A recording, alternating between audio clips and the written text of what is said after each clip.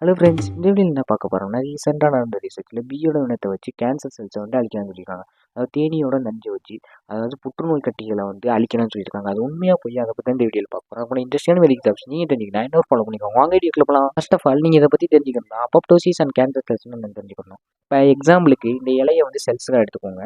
அதாவது இந்த மாதிரி சின்னதாக செல் உருவாகி நல்ல மெச்சூர் ஆகி அது ஃபங்க்ஷனை முடிச்ச ஒட்டி அது செத்து போயிருக்கணும். இந்த மாதிரி ஒரு குறிப்பிட்ட காலத்தில் உருவாகி குறிப்பிட்ட காலத்தில் ஏதோ ஒர்க்கை முடிச்சுட்டு இப்படி செத்து போச்சுன்னா அதை தான் அப்போப்டோசிஸ் செஞ்சிடும்.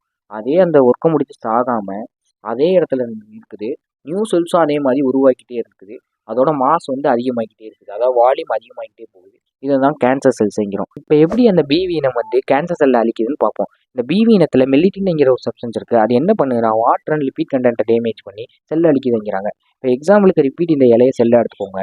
இது அவுட்டர் கவரிங் வந்து லிப்பிட் லேயர், இன்னர் சைட்டோபிளாசம் வந்து வாட்ரு. இப்போ இந்த பிவி இனத்தில் இருக்க மெல்லிட்டின் என்ன பண்ணுதுன்னா இது உள்ளே போய் அந்த செல்ஸில் லிப்பிட்லையும் அந்த வாட்டர்லையும் ஒரு பெரிய போர்ஸ் அதாவது துளையை உருவாக்கி அந்த செல்ஸ் கண்டென்ட் ஃபுல்லுமே லீக் ஆகி வெளியே வந்து அந்த செல்லே கொலாப்ஸ் ஆயிடுது. இப்படி தான் கேன்சர் செல் அழிக்குது. மறக்காம வீடியோ பிடிச்சா லைக் பண்ணிட்டு உங்கள் ஃப்ரெண்ட்ஸுக்கு ஷேர் பண்ணுங்கள். அவங்களுக்கு தெரிஞ்சுக்கிட்டே வீடியோங்களை பார்க்குறேன். பாய்.